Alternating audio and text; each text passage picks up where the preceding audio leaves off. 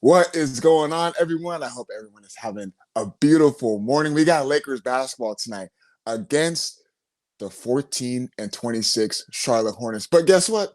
I'm not even going to look at the record and say that the Lakers should go out there and win by 20 plus like I did for that Sacramento Kings game. No. The Lakers need to keep that same energy, that same effort, and they need to carry it over into tonight's game against a young, gritty Charlotte Hornets team. Yeah, the record shows that they're not a good team. However, they play hard. And I know that's not like a broken record saying that. That goes for every team that plays against the Los Angeles Lakers. If you do not get maximum effort, we're going to see the same performance that we saw against the Sacramento Kings is going to be the same type of night against a Charlotte Hornets team who go out there and play hard. Before we dive into all that, we got Jonathan Kuminga, who has been a target centered around the Los Angeles Lakers, demanding trades.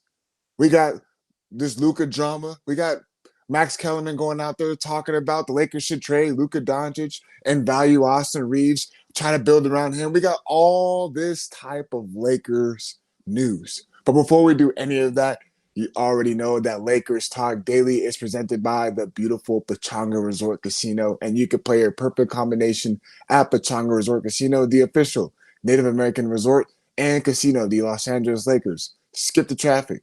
Head on over to Pechanga Resort Casino just off the I-15 in Temecula. Visit pechanga.com or call 888-PECHANGA for reservations and for more information. So, let's start off with this Charlotte Hornets team. First and foremost, these past couple of games, LaMelo Ball hasn't even been starting for this team. I don't know why. I don't know why that's the case. I'm pretty sure it's due to performance as far as him being in the starting rotation, his desire to wanting to care on the basketball court. That's always been the rumor centered around his name around the league, is that he doesn't really care much about team overall success, more just individual success. So you see him going down into rotation.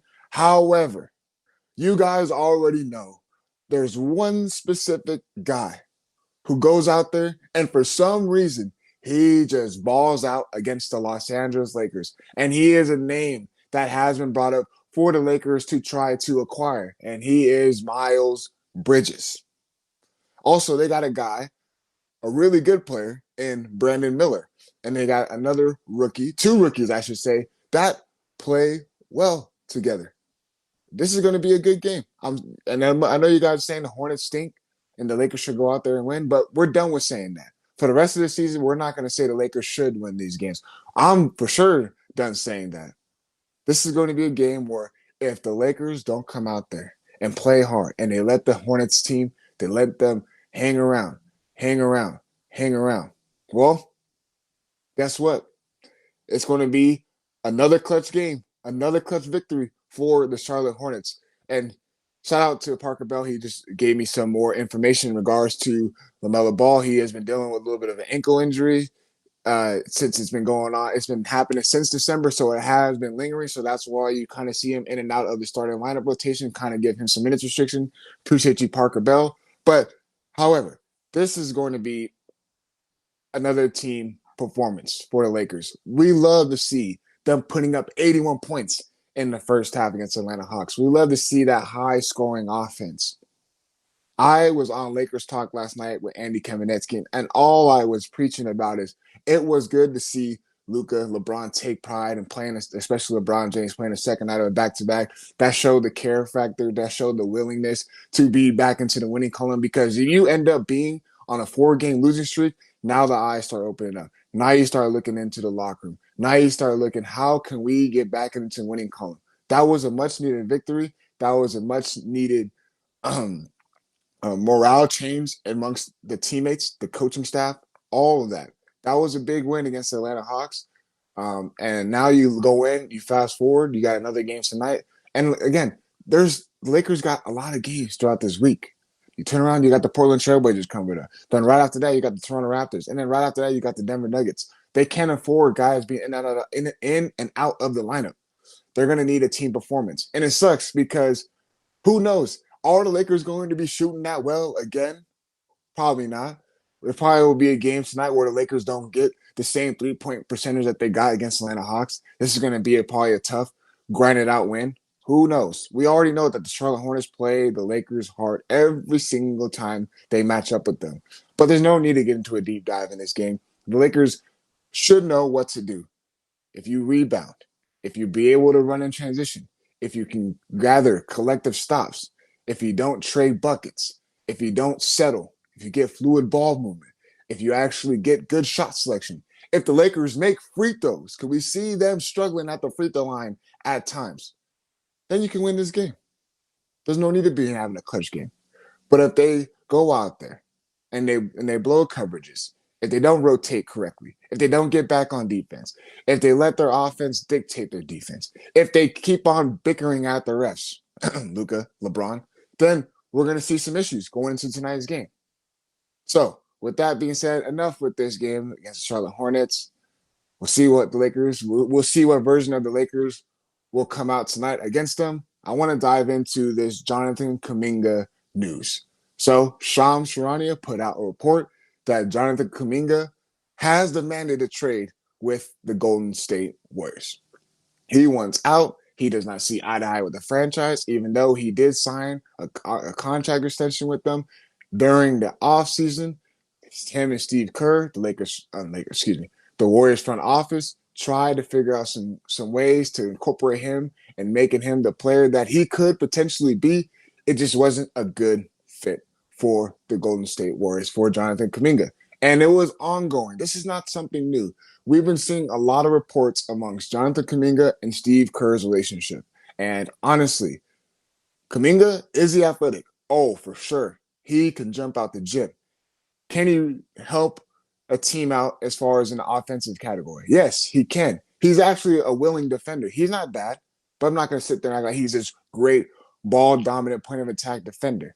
But is he willing? Yes. Can he use his athleticism to be a good defender? Yes, he can. But Jonathan Kuminga is a guy, and I was sitting here last night talking with AK about it, Andy Kamenetsky on Lakers Talk, is that he is a very ball-dominant guy. The ball needs to be in his hands in order to score. Yes, can the JJ Redick, if the Lakers were even trying to acquire Jonathan Kuminga, can he possibly fit in the future with Luka Doncic? Possibly so. But as of right now, the version of Jonathan Kuminga you're going to get is a ball-dominant guy who wants to take guys one-on-one, doesn't really move well without the basketball. And when he does have the ball in his hands, look out. He's looking to attack. Doesn't really shoot the three ball well. He has gotten better as a shooter over the course so far early in his career. That's something that he still needs to work on. But I don't think the Lakers should be trying to trade a first-round pick for Jonathan Kuminga. Not right now. I'm going to make this stance once again. Do not do anything. Don't do anything. Why? If you try to pair Jonathan Kuminga up with Luka Doncic, Austin Reeves, and LeBron James, three guys who need the ball in their hands, we complain and sit here and talk about how the offense is so stagnant and how Luka Doncic, a lot of us, and yeah, respectfully so, there's times where he does rely on the step back three. He does rely on that too much. There's a reason why he averages the most attempts in the NBA as far as three-point attempts. He's top 5 in that category for sure. There is a reason why when you see Austin Reeves, does he move well without the ball? Not really. Austin Reeves is bread and butter. What is that? Ball in his hands. He goes one-on-one. He likes to pick off the mismatch. And then when he does get into the paint, that's when you look out for the kick out. Same thing with LeBron James. Get the switch, one-on-one ball. What do you like to do? He attacks the basket. The defense all of a sudden collapses like this, and you get a kick out, which should be the Lakers' bread and butter. And if they were surrounded by better three-point shooters, we'll be talking about a whole different type of Lakers offense because we've seen the success the Lakers have at getting to the paint. We see the success that they have at getting to the free throw line, Luka Doncic and Austin Reeves. But then you add in another guy like Jonathan Kuminga, who you're going to have to give up some picks. And potentially you're going to look to move on from Gabe Vincent, expiring contract. Then you're going to look to probably move on from Jared Vanderbilt. Maybe, because you got to add in somebody else in the mix besides picks because of what Jonathan Kuminga's value is what the Warriors are going to be looking at that is. So then you look at that, I'm like, is that worth giving up a future first round pick for Jonathan Kuminga, who I believe, I could be wrong, I got to check this out, who is only on a 2-year contract extension with the Golden State Warriors. So his timeline with Luka Doncic, when you acquire guys with Luka Doncic, especially if you're going to make a move in a trade deadline. I heard it in the morning show. I heard it in Mason Ireland. You want to try to pair guys up with Luka Doncic that are going to be with him for the future. You're making a move to cater for his needs. You got to surround him with defensive talent, 3-and-D guys. That's what you need Luka Doncic surrounded by, because Luka Doncic could be a willing defender. Has he gotten better? There's still moments in the game where you see that he does get exploited a lot on the defensive end of the floor alongside Austin Reeves. Shout out to Parker Bell. Kuminga has a $24.3 million team option for next season, meaning his contract can be used as an expiring deal. So then you look at that. Okay, so you got to take that into consideration, that he can be used as an expiring deal. And I sent this, and I saw something very, very interesting as far as the Lakers going into this offseason. They're only going to have $50 million as far as cap space. So now my perspective is still not going to change. I still believe the Lakers should stand pat and don't do anything going into the trade deadline. But then you look at that $50 million cap space, we're going to be in a potential offseason where they're still going to have very little wiggle room to try to acquire the right pieces around Luka Doncic. And I'm going to keep on bringing up the Dallas Mavericks because they were able to get the most out of him, just the way that team was orchestrated. And I hear things about Luka Doncic and Austin Reeves are very similar. They are very similar type of guys as far as what they do offensively and as far as what they provide on the defensive end of the floor. And it kind of reminds me, I'm not saying Austin Reeves is the same caliber player as Kyrie Irving. Kyrie Irving, what I believe, is a little bit better defender than Austin Reeves, which is not really saying much, but Kyrie Irving is for sure, I believe, a better playmaker than Austin Reeves. Austin Reeves has gotten better. I'm not downgrading Austin Reeves. Austin Reeves is a phenomenal talent. But you just sit there and you guys, tell me if I'm wrong, that's what you want to try to imitate. Luka and Austin Reeves, if they do want to extend Austin Reeves and give him that contract extension. You look at what they did with Luka and Kyrie. You want to try to build the same thing that they did for that duo, and get that same duo and get the same pieces surrounded by them with Luka and Austin Reeves. So to finish off this Kuminga thing, why add another ball dominant guy to a Lakers team who is already ball dominant enough with Luka, Austin Reeves, and LeBron James? Does that make sense from an offensive perspective? No.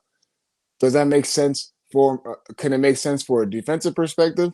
A little bit, because Kuminga can provide something that the Lakers do need as far as getting out, running in transition, being being athletic. That's what the Lakers struggle in. That's what the Lakers' flaws have been in that category. When they run into younger, faster, quicker teams, they struggle with getting back in transition defense. Could Kuminga help out in that aspect? Possibly so. But there's no need to add Jonathan Kuminga because I don't know what type of locker room guy he is as well. Look at me. I sound like Scott Kaplan talking about, is he a locker room guy? Don't know, because there's a lot of drama between him, Steve Kerr, and the Golden State Warriors front office. Don't know if that's because he felt like they didn't value him much, but stand pat. Don't move on from them picks. For the first time, the Lakers should keep their picks. That's all I'm going to say on that in regards to the Jonathan Kuminga situation. There's more stuff that is centered around the Lakers. We got Max Kellerman talking about the Lakers should try to trade Luka Doncic. Got all this different stuff. We'll talk about all that right after that. My partner, Zapachanga, give you guys a quick word.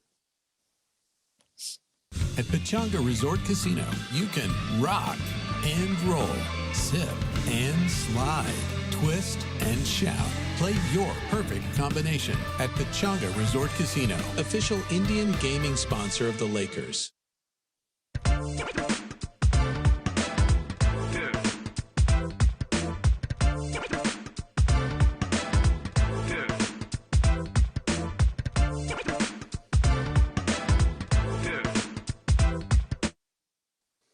What is going on? We are back. Lakers Talk Daily, which you guys catch at 11 a.m. right here on the ESPN Los Angeles YouTube channel. The Lakers are taking on the Charlotte Hornets, and we'll look to get onto a 2-game winning streak. Man, I'm not going to lie to you. I'm curious to see. I haven't seen LaMelo Ball play in a while, and LaMelo Ball is an exciting player, but man has his view around the league has dropped tremendously. And I'm just curious to see what the game plan is going to go in for the Lakers tonight against the Charlotte Hornets team. We've seen what they were doing in Charlotte. The Hornets gave them a game. They gave them a game. So I just try to wrap my head around how the Lakers, there's games where they have a moment like, okay, they look really good. And then all of a sudden there's a drop off. They have no room for error. This is where we're at. The Lakers legit have no room for error. Every single night they step on the basketball court. So, to just put another end on this Charlotte Hornets game, go out there. You got to play hard. You got to match the intensity. You come out there right from the start like you did in that Atlanta Hawks game. I'm not saying the Lakers are going to be shooting well, just like they did in that Atlanta Hawks game.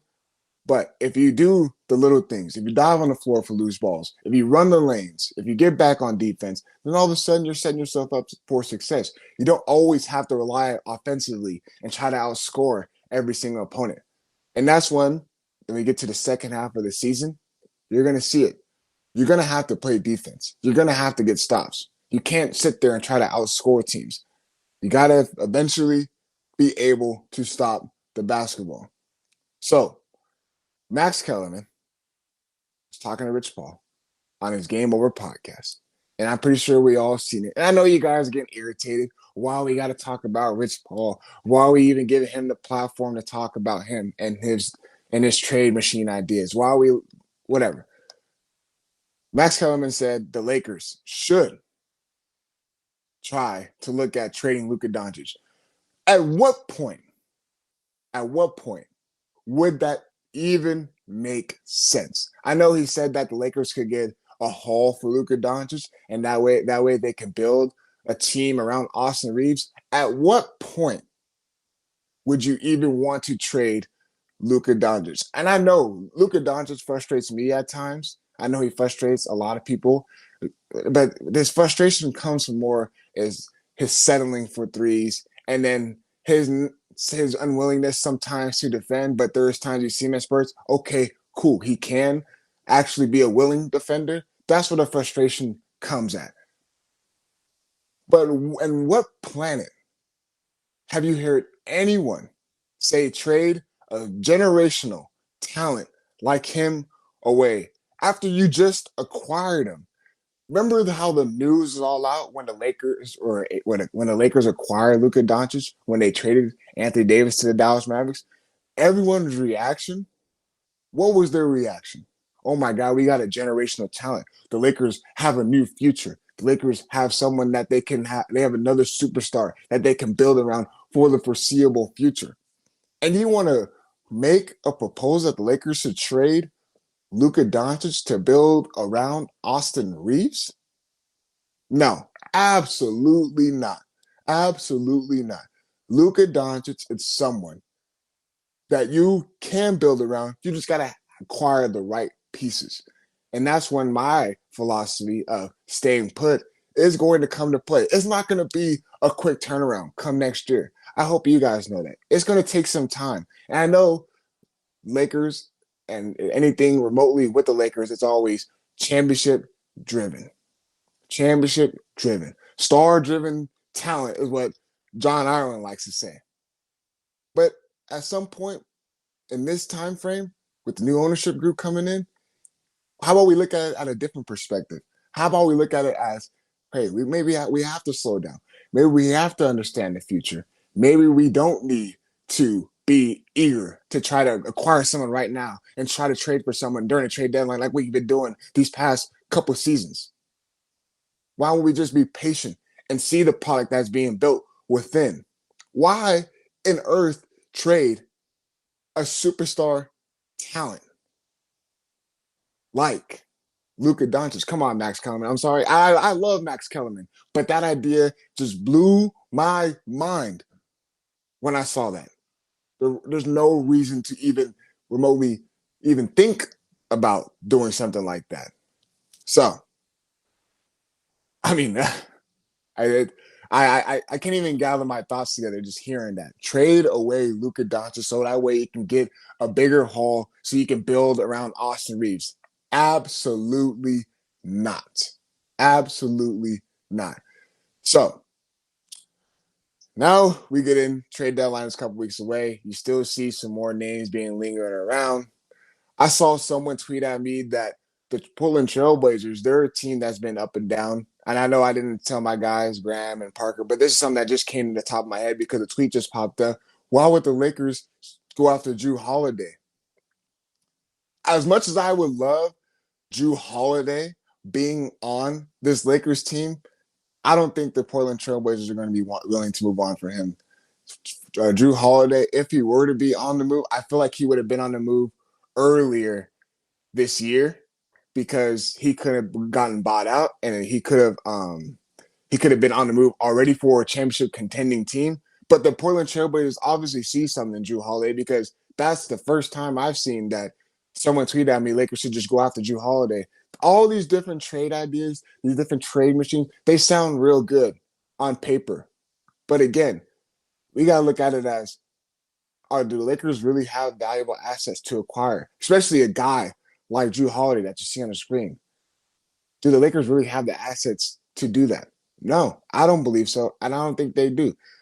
We got to remember, Dalton Connect, everyone puts him in this different trade proposal. His value has gotten lower. Jared Vanderbilt, could he be part of a piece? Yes. Could he be valuable to teams defensively? Yes, he can. And then you look at Gabe Vincent, expiring contract. Don't know. Don't know if teams value that. The only thing that teams around the league are going to value is the Lakers' draft picks, their future picks. As much as that sounds good, Drew Holiday is on the other end of his career. He's getting older, but he still does a lot of wonderful things on the basketball court. Championship DNA. He can do a lot of good things.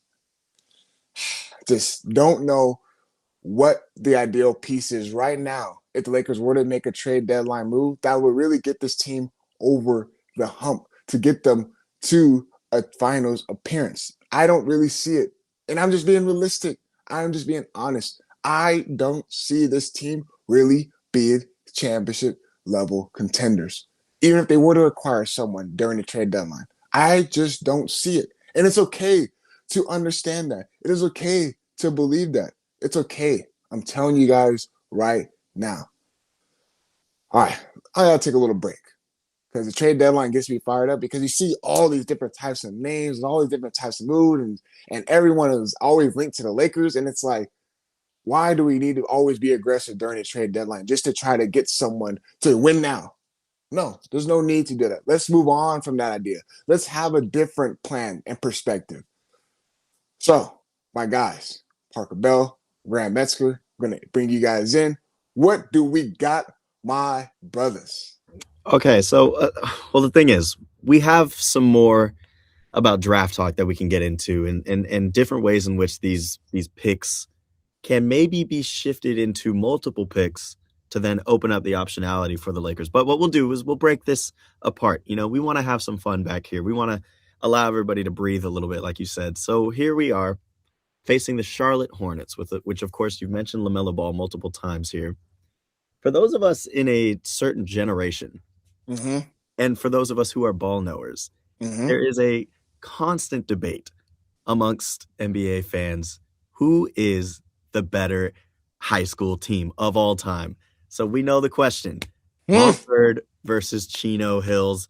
For anybody who doesn't know, I mean, both teams had many, honestly, pros amongst their teams. You can see the entire Ball brothers. You can see Caden M, as we say, Caden M. So the question goes to you, D. What team are you taking? 2016 Chino Hills, or is it 2020 Montverde? I ain't gonna lie to y'all, man. I ain't gonna lie to you. Looking at that Chino Hills team, and they were in the division. So we had a Max Preps Holiday Classic in my hometown in Palm Springs, and one of the biggest tournaments actually out here, in the Empire. And Chino Hills happened to be in the open division bracket, and then me, I went to Palm Springs High School. We were 2 divisions underneath them, so I had a chance to watch them play, and that team was different. I've never seen a team literally have a guy stand at half court. They're playing 5-on-4 defense, and they let them teams shoot, and they get the rebound, and they're outletting it. It was a different type of basketball. They were beating teams by 40-plus points. There was times I looked at Lonzo Ball, and he was barely sweating. However, see, I had a very similar experience. Just to jump in on the Chino Hills thing real quick. I mean, although I think I was maybe 5 divisions below them, but I had multiple experiences where we'd be in tournaments. So anybody in the chat and who are listening to LTD, Deondre and I are the same age. So we graduated 2016, which was basically a year under Lonzo. And I think we were 3 years above LaMelo. So LaMelo was a freshman when we were playing, and both of us as Inland Empire guys saw them. And the thing is, a freshman LaMelo scored. What was his? Didn't he put up 92? He put up 92, man. 92 points. And he would have done that to our team had we played him. But the thing is, we'll transfer over to this Montverde squad. I'll just name some of the names that were there besides the 2 you saw of Cade Cunningham and Scotty Barnes. You also got Moses Moody, who I'll tell you what, if that guy was a Laker, things would be looking different. Moody is a very underrated. Hold on. Moses Moody would say that one more time. Tell me you would not rather have Moses Moody over like Marcus Smart right now as a point of attack defender and just somebody who can at least create their own shot. Yeah. Okay. Yeah. Moses Moody is younger. He is younger. Yeah. Okay. I get that. I'm just saying, but you got players like Dayron Sharp and Ryan Nemhard who were on that squad as well. So it's really tough. Obviously, a year later, Cooper Flagg joined. I don't know who I would choose, but I think my IE, reckless biased, I'd say Chino Hills. In fact, so one of the guys in YouTube chat, I actually looked at a YouTube chat for the first time of me doing this live, and he said Chino Hills had other good players besides the Ball Bros, and they did. Remember, they had a Congo, they had Eli Scott. They also had a cousin of the Ball brothers, so they were They were really, really good. So my choice, of course, is gonna be Chino Hills. I'm sure that you guys are on the same boat. Yeah, we're going Chino Hills. Okay. I had to double check with Graham to see what the guys in the back thought. But after that fun conversation, I know that we're kind of nearing the end, so I want to just hit back quick on some trade talk. A lot of the conversation, Deondre, in this episode was about, really, on your end, let's stay pat. Let's not get rid of those picks. Let's not take the less need mantra of F them picks, and let's stay here. Got to ride with what you got and then attack the cap space situation next year. While I think I agree with you in that term, I've been seeing some reports, and I saw this, I want to say from a Yahoo Sports reporter, Kevin O'Connor, about the Lakers are being interested in shopping and active in shopping their 2032 first-round pick, 2032, for multiple lesser first-round picks. Okay. So when you do something like that, you then may have a chance to kind of open up the optionality and go for a guy who at the beginning of the season Lakers fans were clamoring for, like Herb Jones or Trey Murphy, maybe even like a PJ Washington. Because like you said, Kuminga may not be the answer, but there are players who, if you package a Gabe Vincent, a Vanderbilt, perhaps, because he still has value as a defender in systems, maybe you can get some guys if you're kind of throwing out lesser first-round picks, similar to what the Suns did, I think, when they traded their 2031 first-round pick to the Jazz for like 3 first-rounders. Yeah, for sure. Thoughts on that? I mean, I feel like if you can get a haul like that and able to if you're able to trade that future 2032 pick and get lower picks, especially these upcoming years, maybe that will bring, of course, real value and the ability for the Lakers to kind of market that and try to center around, like you said, package and move with Gabe Vincent, maybe even Jared Vanderbilt, and see if they can acquire someone who can be probably a little better caliber than a guy like Jonathan Kuminga, and you can still pair along Luka Doncic for the foreseeable future. I feel like if the Lakers were to do a move, and I'm still going to remain on my side, and I know we're running out of time, but if you're going to acquire someone in the trade deadline, you got to make sure that person is going to be paired up with Luka Doncic, not only for the championship run, because when you're making a trade, you're telling yourself that you feel like you can compete for a championship this season. You got to make sure that player is going to be the right asset for next year and potentially the year after that, because you want to keep on building around Luka Doncic because he is your centerpiece. Exactly. He is the guy that you got. So I'm not against that. If they were to acquire if they were to trade that 2032 pick and to get more draft picks and package around a deal, cool. Because then that brings real value. Yeah. So I'd say to kind of end this, so you can kind of close this out, the conversation around Lakers in trades, I think just needs to be a little more balanced out. It's so far one way, and that one way is a very extreme way of thinking. Austin Reeves, Luka Doncic, as Max Kellerman mentioned. Like, it's almost unfeasible, like crazy types of trades that people have in the forefront of their mind. You got to kind of balance that out with more logical type thinking. It's more likely that they just get creative. Yep. Rob's going to do something. He's going to be active to kind of try to improve this roster. It may be minor, like when they got a DFS. Listen, that's how teams kind of win around this league temporarily, because obviously the real Laker talk is in the next coming year when LeBron's most likely off the books. For sure. I'll And sit back. We'll leave you with that. no, for sure. And then to finish off what you just said, like, I'm glad you brought up DFS. I made the point yesterday that when the Lakers did acquire him, it was a good move, and I was all for it because it was able to bring a different perspective to the Lakers as far as defensively and offensively. They were able to match up a lot better when it came to opponents, but then they ran into a Timberwolves team, and you go in to the offseason, and Dorian Finney-Smith was able to walk. The Lakers couldn't match that value, and so that's what happens, and that's where you end up at. Not saying that the Lakers could do a move that can keep them in competitiveness. However, just don't know if they still are a championship-level competitive team right now. But we can keep on talking about that. Lakers got the Charlotte Hornets tonight. Can they sustain and get that same effort that they had against the Atlanta Hawks and carry that over to the Charlotte Hornets? They got a lot of games this week. They got another one on Saturday, got another one on a back-to-back on Sunday. The Lakers are going to keep on rolling.